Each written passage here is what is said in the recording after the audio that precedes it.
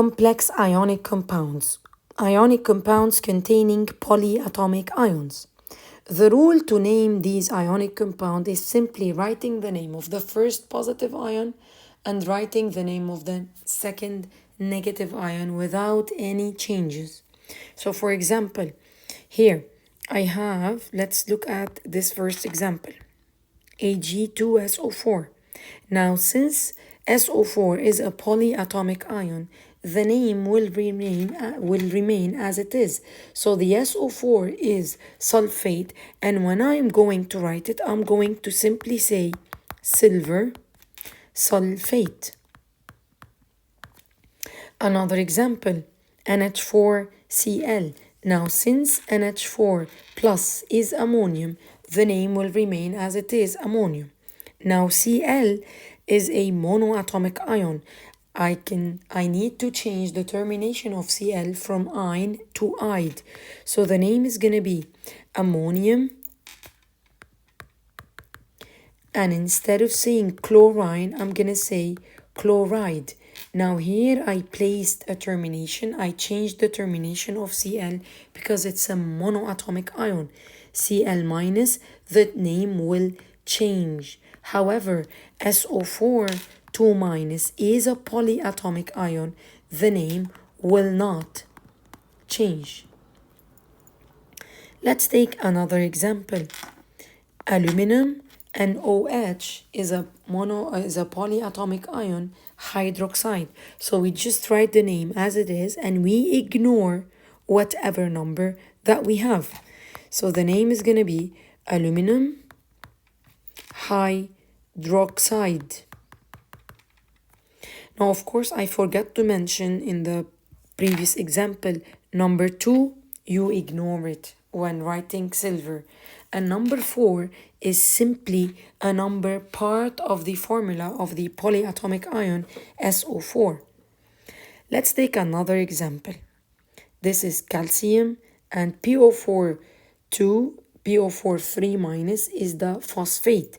So when we write the name of this compound, this 2 and this 3, we ignore it. And the 4 is just part of the formula of the phosphate.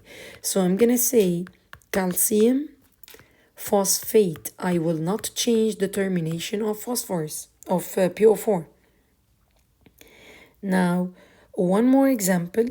This is the zinc, and the CH3COO is what we call the acetate. So the name is going to be simply zinc acetate, and we ignore whatever number is written here.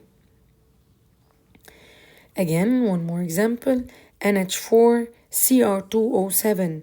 This is an ionic compound made up of 2 polyatomic ions, the ammonium over here and the dichromate. So simply, I'm just going to copy the names as they are, and I will ignore all the numbers. Ammonium dichromate. Now, there's one thing that I would like to explain it to you.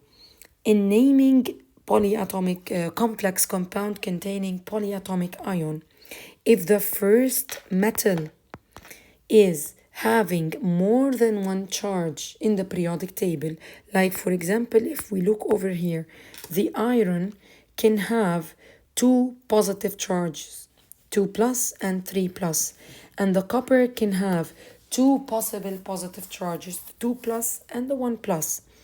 Writing the name of this compound will require a Roman number expressing the charge of the metal next to its name. So I can write iron with a Roman number to express the charge of iron, followed by the name of the nitrate next to it. Sorry, nitrite next to it, because NO2 is nitrite, while NO3 is the nitrate. We have to be careful to this. And this one is going to be copper permanganate. The MnO4 is the permanganate. However, permanganate. What is the charge of the iron and of the copper? We can know it from the formula. In a previous video tutorial that I have, I explained that in order to know the charge of the metal, you can guess it or you can get it from the subscript written next to the negative ion written next to it. So here I have a 3 next to NO2. This 3 is the charge of iron. So this is iron 2 plus. So I write a Roman number of 2.